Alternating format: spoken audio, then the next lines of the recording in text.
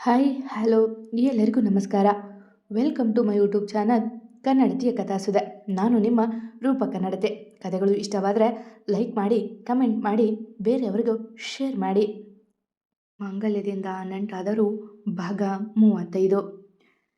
ಇಷ್ಟು ಪುಟ್ಟ ಗಣೇಶನ ಯಾವಾಗ ತಂದೆ ವೈಫಿ ಎಂದು ತನ್ನ ಕಬೋರ್ಡಲ್ಲಿಟ್ಟಿದ್ದ ಗಣೇಶನ ನೋಡಿ ಅವನು ಬಂದಿದ್ದೆ ಕಣ್ಣೊರೆಸಿಕೊಂಡು, ಅದು ನನ್ನ ಜೊತೆ ಯಾವಾಗೂ ಇರುತ್ತೆ ಎಂದು ಎದ್ದು ನಿಂತಳು. ಹೌದಾ, ಮತ್ತೆ ನಿನ್ನ ಕಷ್ಟ ಕೇಳೋಕೆ ಗಣೇಶನಿಗೆ ದೊಡ್ಡ ಕಿವಿ ಇರಬೇಕು, ಆದರೆ ಈ ಚಿಕ್ಕ ಗಣೇಶನಿಗೆ ಚಿಕ್ಕ ಕಿವಿ ಅದೇ ಅಲ್ವಾ ಎಂದಾಗ ಅವನ ಕೈಯಿಂದ ಗಣೇಶನ ಕಿತ್ತುಕೊಂಡವಳು, ಅವನಿಗೆ ಕಿವಿ ಆದರೂ ಇದೆ, ನಿಮಗೆ ತಂದೆ ಪ್ರೀತಿ ಮಾತು ಕೇಳೋ ತಾಳ್ಮೆ ಇಲ್ಲ ಎಂದಳು ಮೂಗರಳಿಸಿ. ಅಯ್ಯೋ, ನನ್ನ ವೈಫಿ ಏನೋ ದೊಡ್ಡದಾಗಿ ಕೌಂಟರ್ ಕೊಟ್ಲು ಎಂದವ ಅವಳ ಕೈ ಹಿಡಿದು, ಹಾಗಾದರೆ ಹೇಳು, ನಿನಗೆ ಇಲ್ಲಿಂದ ಹೋಗೋಕೆ ಹೇಳಿದ ಆ ನಿನ್ನ ತಂದೆ ಯಾರು ಎಂದಾಗ ಅವನು ಎಲ್ಲ ಕೇಳಿಸಿಕೊಂಡಿದ್ದಾನೆ ಎಂದು ಬೆವೆತು ಹೋದಳು ನಿಧಿ. ಅವನು ಮಾತ್ರ ಕಣ್ಣಲ್ಲಿ ಕೆಂಡ ಉಗುಳುತ್ತಾ ಅವಳ ಉತ್ತರಕ್ಕಾಗಿ ಕಾಯುತ್ತಿದ್ದ. ಯಾವ ತಂದೆ ಎಂದಳು ಭಯದಿಂದ.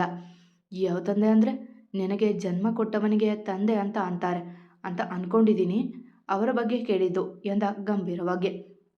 ಇಲ್ಲ ವೈಭವ್, ಯಾವ ತಂದೆ ನನಗೆ ಗೊತ್ತಿಲ್ಲ ಎಂದಾಗ ಇನ್ನೂ ಕೋಪಗೊಂಡವ ಅವಳ ತೀರ ಹತ್ತಿರಕ್ಕೆ ಎಳೆದುಕೊಂಡ. ನಿಜ ಹೇಳು ನಿಧಿ, ನೀನು ಏನು ಮಾತಾಡ್ತಿದ್ದಿದ್ದು ನಾನು ಕೇಳಿಸ್ಕೊಂಡೆ. ನಿನ್ನಪ್ಪ ಯಾರು ಎಂದಾಗ ಏನು ಹೇಳುವುದು ಎಂದು ಅರಿಯದೆ ಅವಳ ಕಣ್ಗಳು ತುಂಬಿ ಬಂದವು. ಇಲ್ಲ ವೈಭವ್, ನನಗೆ ನನ್ನ ತಂದೆ ಯಾರು ಅಂತ ಗೊತ್ತಿಲ್ಲ ಎಂದಳು ಭಯದಿಂದ. ಗೊತ್ತಿಲ್ಲ? ತುಂಬ ಚೆನ್ನಾಗಿ ಕೇಳೋಕೆ, ಆದರೆ ನಿನ್ನ ತಂದೆ ಹೆಸರು ಬೇಕು ನನಗೆ, ಹೇಳು ಎಂದ ಹಠ ಹಿಡಿದು. ಮೊದಲೇ ಅಪ್ಪನ ಮಗನಲ್ಲವೇ, ಅವರ ಕೋಪ ಹಠ ಇದ್ದೇ ಇದೆ. ಇಲ್ಲ ವೈಭವ್, ನಂಗೆ ಗೊತ್ತಿಲ್ಲ ಎಂದಳು ಅವನಿಂದ ಕಣ್ತಪ್ಪಿಸಿ. ನಾನು ಒಂದೇ ಪ್ರಶ್ನೆನ ಮತ್ತೆ ಮತ್ತೆ ಕೇಳೋಲ್ಲ, ನಾನು ಹಠ ಬಿಡಲ್ಲ ಅಂತ ನಿನಗೆ ಗೊತ್ತಿದೆ ಅಲ್ವಾ. ಸುಮ್ಮನೆ ನನ್ನ ಕೋಪ ಮೀರೋಕ್ಕೂ ಮುಂಚೆ ನೀನೇ ಹೇಳು, ಇಲ್ಲ ಆಮೇಲೆ ನಾನು ಕೆಟ್ಟವನು ಅಂದರೆ ಸರಿ ಇರಲ್ಲ ಎಂದ ಕೋಪ ತಡೆದು. ನಿಜವಾಗಿಯೂ ಗೊತ್ತಾವಲ್ಲ ವೈಭವ್, ಅಮ್ಮನ ಕೇಳಿದ್ರೆ ಅಳ್ತಿತ್ತು, ಅದಕ್ಕೆ ನಾನು ಯಾವತ್ತೂ ಕೇಳಿಲ್ಲ. ಹಾಗೆ ನಿನಗೂ ಗೊತ್ತಿದೆ ಅಲ್ವಾ, ಅವತ್ತು ವ್ಯಂಗ್ಯ ಸಹ ಮಾಡಿದ್ದೆ. ಅಪ್ಪ ಯಾರು ಅಂತ ಗೊತ್ತಿಲ್ಲದೆ ಇರೋಳಿಗೆ ಇಷ್ಟು ಇರಬೇಕಾದ್ರೆ ಇನ್ನು ನಾನು ವಸಿಷ್ಠ ಅವರ ಮಗ ನನಗೆಷ್ಟಿರಬೇಕು ಅಂತ ಎಂದಳು ಗಂಭೀರವಾಗಿ. ಹೇಗಾದರೂ ಅವನಿಂದ ತಪ್ಪಿಸ್ಕೊಂಡ್ರೆ ಸಾಕಿತ್ತು ಅವಳಿಗೆ. ಆ ಮಾತುಗಳು ಕೇಳಿದಾಗ ಕ್ಷಣ ಸುಮ್ಮನಾದವ. ಅಷ್ಟಿಲ್ಲದೆ ಅಪ್ಪನ ಪ್ರೀತಿ ದೂರ ಮಾಡೋಕ್ಕೆ ನೋಡಿದ್ರು, ತಾತ ಅಮ್ಮನಿಗೆ ಅವಮಾನ ಮಾಡಿದ್ರು ಅಂತ ಹೇಳ್ತಿದ್ದ. ಆವಾಗ ಗೊತ್ತಿರದೇ ಇರ್ಬೋದು, ಈಗಲೂ ಗೊತ್ತಿಲ್ವಾ? ಹೇಳು, ನನ್ನ ಕಣ್ಣಲ್ಲಿ ಕಣ್ಣಿಟ್ಟು ಹೇಳು ಎಂದ ಅವನು ಗಂಭೀರವಾಗಿ. ವೈಭವ್, ನಾನು ಮಾತಾಡ್ತಿದ್ದದೇ ಬೇರೆ, ನೀನು ಮೊದಲಿಂದ ಕೇಳಿಸ್ಕೊಂಡಿಲ್ಲ, ಇವಾಗ ಕೇಳಿಸ್ಕೊಂಡಿದೀಯಾ ಎಂದಳು. ಅವಳು ಹೇಳುತ್ತಿರುವ ಸುಳ್ಳು ನಂಬುತ್ತಿರುವ ಎಂದು ಭಾವಿಸಿ, ಹೌದಾ ಹಾಗಿದ್ರೆ ನಿಜ ಯಾವುದು ಎಂದ ನಂಬಿದವನಂತೆ. ನಾನು ನನ್ನ ಫ್ರೆಂಡ್ ಒಬ್ಬಳ ಬಗ್ಗೆ ಹೇಳ್ತಿದ್ದೆ ಅಷ್ಟೇ ಎಂದಳು ಮೆತ್ತಗೆ. ಹೌದಾ, ಅವಳ ಹೆಸರು ಎಂದ ಅವಳ ಕೈ ಬಿಡದೆ. ಅದು ನಿಶ್ಚಿತ ಅಂತ ಎಂದಳು ತಡವರಿಸಿ. ಹೋ, ಯಾವ ಥರದ ಫ್ರೆಂಡ್? ಇಂಜಿನಿಯರಿಂಗಲ್ಲಿ ಯಾರೂ ಇರಲಿಲ್ಲ ಅಂದರೆ PU ಹೈಸ್ಕೂಲ್ ಫ್ರೆಂಡಾ ಎಂದ ಅವಳ ನೋಡಿ. ಹೌದು, ಹೌದೌದು, ಹೈಸ್ಕೂಲ್ ಫ್ರೆಂಡ್. ನಾವು ಆ ಊರಲ್ಲಿ ಇದ್ದಾಗ ಫ್ರೆಂಡ್ ಆಗಿದ್ಲು ಎಂದಳು ನಗುತ್ತಾ. ಹೌದಾ, ಸರಿ ಎಂದವ ಅವಳ ಕೈ ಬಿಟ್ಟಾಗ ನಿಟ್ಟುಸಿರು ಬಿಟ್ಲು. ಇದೆಲ್ಲ ನಿಜ ಅಂತ ಅತ್ತೆ ಮೇಲೆ ಇಲ್ಲ, ನನ್ನ ಅಮ್ಮನ ಮೇಲೆ ಅಪ್ಪನ ಮೇಲೆ ಆಣೆ ಮಾಡಿ ಹೇಳು ಎಂದ ಅವಳ ನಡುಬಳಿಸಿ ತಬ್ಬಿಬ್ಬುಗೊಂಡಳು ನಿಧಿ. ಹೇಳು, ಇದೆಲ್ಲ ನಿಜ ಅಂತ, ಅಥವಾ ಇಲ್ಲಿದಾರಲ್ಲ ನಿನ್ನ ಗಣೇಶ, ಅವನ ಮೇಲೆ ಆಣೆ ಮಾಡು ಎಂದಾಗ ತಲೆ ತಗ್ಗಿಸಿ ಬಿಟ್ಲು. ನನ್ನ ಜೊತೆಗೆ ಆಟಗಳು, ನಾನು ಇಂಥವೆಲ್ಲ ತುಂಬ ಕಂಡಿದ್ದೀನಿ. ಹೇಳು, ನಿನ್ನಪ್ಪನ ಹೆಸರೇನು, ಯಾರವರೋ ಎಂದ ಹಲ್ಕಚ್ಚೆ.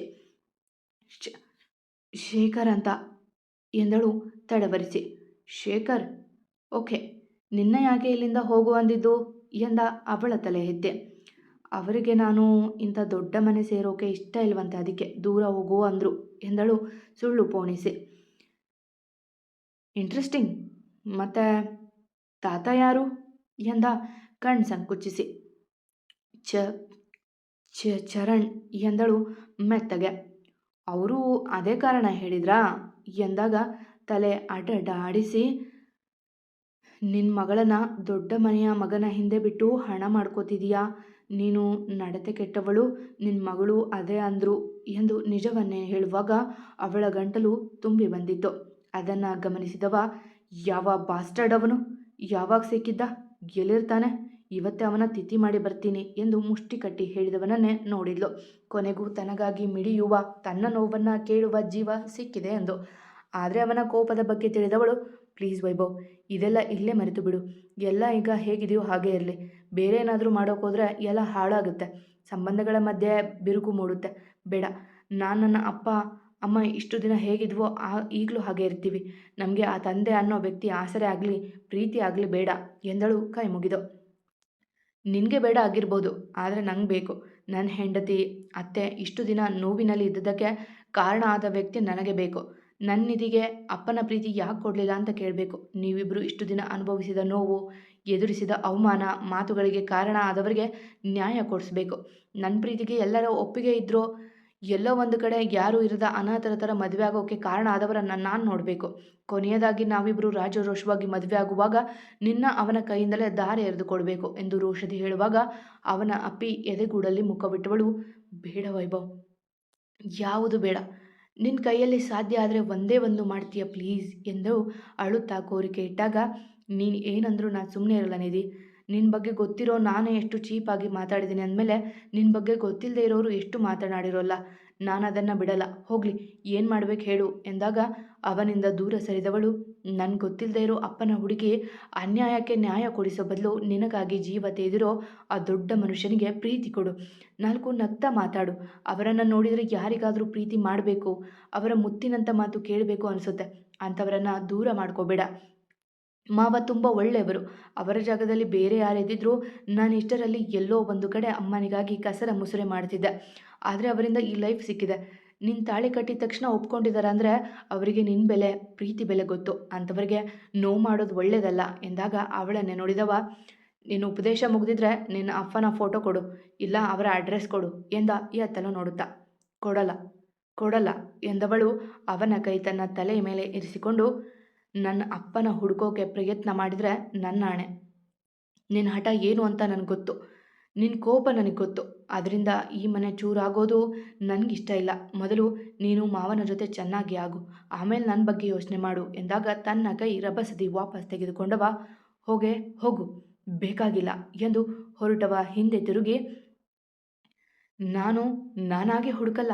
ಒಂದು ವೇಳೆ ಅವರು ಒಮ್ಮೆ ಸಿಕ್ಕರೆ ಮುಂದಿನದು ನಾನು ಹೇಳಲ್ಲ ಎಂದು ಹಲ್ಕಚ್ಚಿ ನುಡಿದು ನಡೆದ ಅಲ್ಲಿಂದ. ದೇವ್ರೆ, ಈ ಕೋಪಿಷ್ಟನಿಗೆ ಅಪ್ಪ ಸಿಗದೆ ಇರೋ ಥರ ಮಾಡು ಎಂದು ಅಲ್ಲೇ ಇದ್ದ ಗಣಪನಿಗೆ ಬೇಡಿ ಸುಮ್ಮನೆ ಕುಳಿತು ಬಿಟ್ಲು. ಎಲ್ಲರ ಮನಸ್ಸು ಕದಡಿದ್ದರಿಂದ ಕಲರವ ಇಲ್ಲದೆ ಮುಗಿದಿತ್ತು ಆ ದಿನ. ಮಾರನೇ ದಿನ ಎಲ್ಲ ತಿಂಡಿ ಮುಗಿಸಿ ಅವರವರ ಕೆಲಸಗಳತ್ತ ನಡೆದರು. ನಿಧಿ ಬ್ಯಾಗ್ ತರಲು ಹೋಗಿದ್ದಕ್ಕೆ ಅವಳಿಗಾಗಿ ಕಾಯುತ್ತಿದ್ದರು ವಸಿಷ್ಠ. ಅಷ್ಟರಲ್ಲಿ ಮನೆಯ ಕಾಲಿಂಗ್ ಬೆಲ್ ಸದ್ದಾದಾಗ ಮೈಥಿಲಿ ಅವರು ಬಾಗಿಲ ಬಳಿ ನೋಡಿ ಆಶ್ಚರ್ಯರಾದರು. ನಗುತ್ತಾ, ಬನ್ನಿ, ಆರಾಮ ಎಂದು ಒಳಗೆ ಕರೆದರು. ಆರಾಮಿದ್ದೀವಿ ಎನ್ನುತ್ತಲೇ ಒಳ ಬಂದವರ ನೋಡಿ ಹುಬ್ಬು ಬೆಸೆದರು ವಸಿಷ್ಠ. ನಮಸ್ಕಾರ ಎಂದು ಅವರು ಕೈ ಮುಗಿದ್ರು. ಎಂದು ಮುಖ ತಿರುಗಿಸಿದರು ವಸಿಷ್ಠ ಅವರು. ನಿನ್ನ ಜೊತೆ ಮಾತಾಡಬೇಕಿತ್ತು ಎಂದು ಬೆಳಗ್ಗೆಯೇ ಬಂದವರು ಬೇರಾರೂ ಅಲ್ಲ, ಚಂದ್ರಕಾಂತ್ ಅವರು.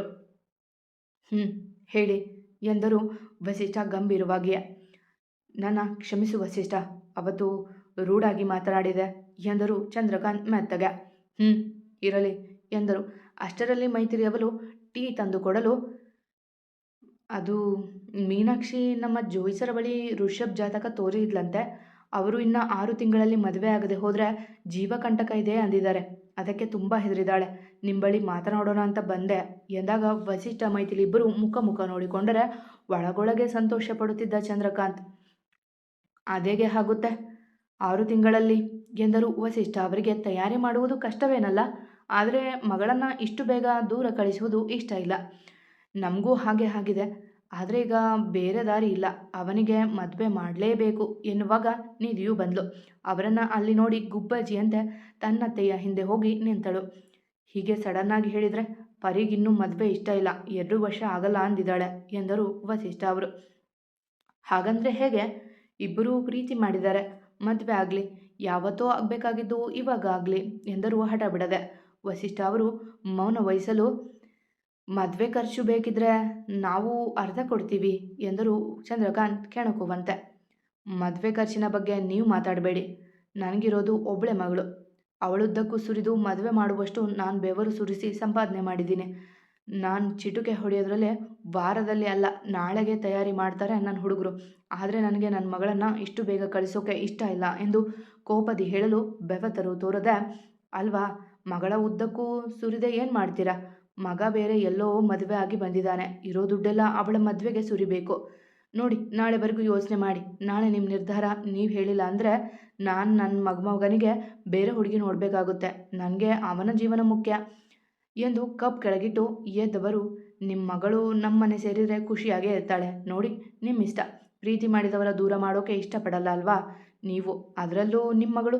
ನೋನೋ, ಸರಿ, ನಾನು ಬರ್ತೀನಿ, ಯೋಚನೆ ಮಾಡಿ ಎಂದು ನಿಧಿಯ ನೋಡಿ ಹೇಳಿದಾಗ ಅವಳಿಗೆ ಆತಂಕ ಶುರುವಾಗಿತ್ತು.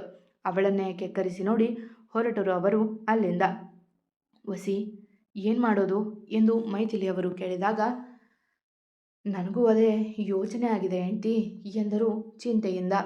ವಸಿ, ನೀವು ಕೆಲಸಕ್ಕೆ ಹೋಗಬೇಡಿ, ನಿಧಿ ಹೋಗಿ ಬರ್ತಾಳೆ, ನೋಡೋಣ, ಸಂಜೆ ಎಲ್ಲ ಬರಲಿ ಎಂದಾಗ ವಸಿಷ್ಠ ಅವರು ನಿಧಿಯ ನೋಡಲು, ನಾನು ನೋಡ್ಕೋತೀನಿ ಮಾವ, ನೀವು ಸರಿಯಾದ ನಿರ್ಧಾರ ತಗೊಳ್ಳಿ ಎಂದು ಕೆಲಸಕ್ಕೆ ಹೊರಟಳು. ಎಲ್ಲರ ಭವಿಷ್ಯ ಈಗ ವಸಿಷ್ಠ ಅವರ ನಿರ್ಧಾರದಲ್ಲಿದೆಯೋ ಅಥವಾ ಚಂದ್ರಕಾಂತ್ ಅವರ ಕೈಯಲ್ಲಿದೆಯೋ? ಯೋಚನೆ ಮಾಡ್ತೀರಿ, ಹೇಳ್ತೀನಿ. ಮತ್ತೆ ಸಿಗುವ. ಕಥೆ ಇಷ್ಟ ಆದರೆ ಕಮೆಂಟ್ ಹಾಕಿ, ಜಾಸ್ತಿ ಇಷ್ಟ ಆದರೆ ಸಬ್ಸ್ಕ್ರೈಬ್ ಆಗಿ. ಎಂದಿನಂತೆ ನಿಮ್ಮ ಪ್ರೀತಿ, ಕಮೆಂಟ್, ಪ್ರೋತ್ಸಾಹದ ನಿರೀಕ್ಷೆಯಲ್ಲಿ ನಾನು ನಿಮ್ಮ ರೂಪ ಕನ್ನಡತೆ. ಪ್ರೀತಿಯಿಂದ ಕೇಳಿ ಪ್ರತಿಕ್ರಿಯೆ ನೀಡುತ್ತಿರೋ ಎಲ್ಲರಿಗೂ ನನ್ನ ತುಂಬು ಹೃದಯದ ಧನ್ಯವಾದಗಳು.